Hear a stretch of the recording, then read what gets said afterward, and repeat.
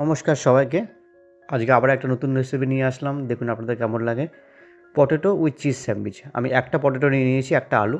ওটাকে গ্রেট করে নিয়েছি কাঁচাই। কিছু কাঁচা লঙ্কা, নুন আর ব্ল্যাক পেপার, যেটা আমার খুব ফেভারিট। এগুলোকে একসঙ্গে আমি মাখিয়ে নেব। ভালো করে মাখিয়ে নেওয়ার পরে, ঠিক এভাবে ভালো করে মাখিয়ে নেওয়ার পরে আমি তাওয়াটাকে হিট করছি। এবার আমি এর মধ্যে কিছু মজরেলা চিজ দেবো। মনে রাখবেন মজরেলা চিজ, ক্রিম চিজ না।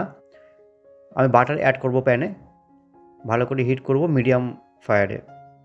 মিডিয়ামে রাখবেন। বাটারগুলো একটু ব্রাউন হয়ে গেলে দুটো ব্রেড টোস্ট করে নেব। এক সাইডে টোস্ট হচ্ছে, আমি ওপর দিয়ে মিক্সচারটা ঢেলে দেবো।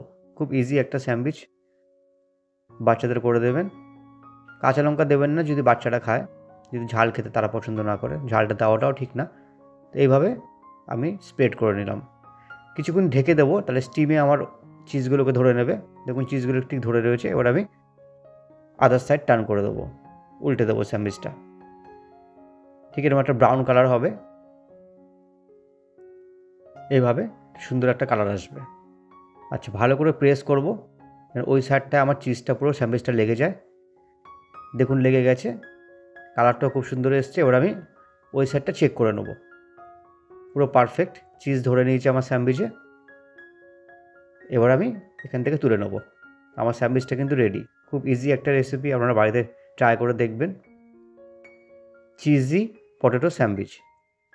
আমি আবার এটাকে সার্ভ করব ইতালিয়ান সিজনিং দিয়ে। যদি আপনাদের কাছে ইতালিয়ান সিজনিংটা ভালো না লাগে, আপনারা চাট মশলা দেবেন।